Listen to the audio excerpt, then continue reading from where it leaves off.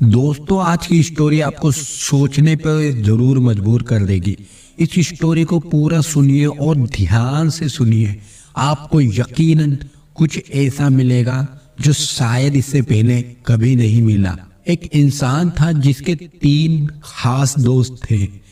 एक वो जिसके साथ वो रोजाना उठता बैठता था, खाता पीता था, रहता था और हर काम दिन का उसके साथ किया करता था।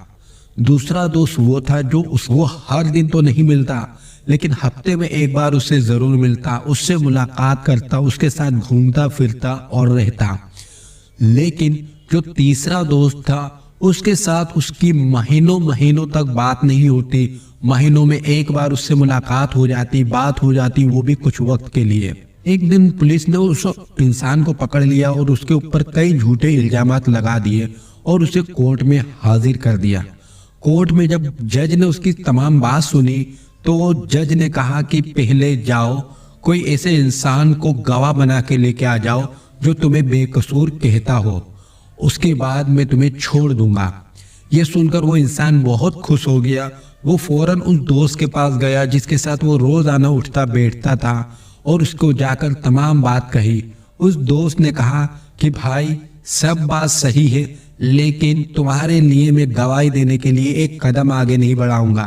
तुम्हारा रिश्ता मुझसे आज अभी इसी वक्त खत्म हो जाता है।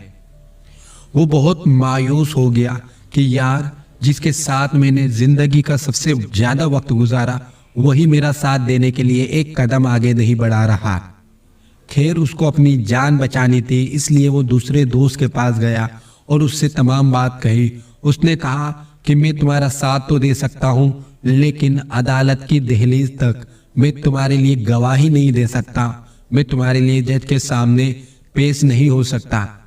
अब वो शख्स और हताश हो गया, निराश हो गया कि अब मैं क्या करूं।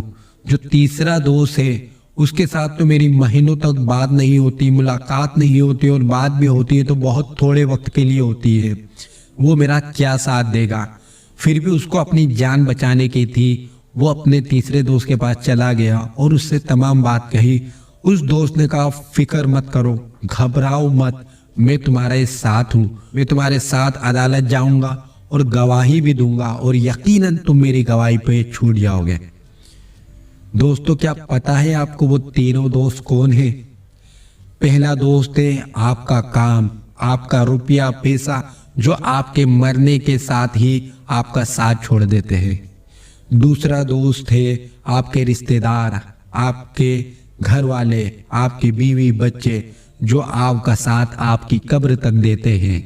लेकिन तीसरा दोस्त है आपकी अच्छाई, आपकी ईमानदारी, आपकी सच्चाई और अपने ईश्वर के लिए किए गए काम, जो आपको अंत तक कामयाब बनाते हैं और आपको नर्क से स्वर्ग में पहुंचा देते हैं।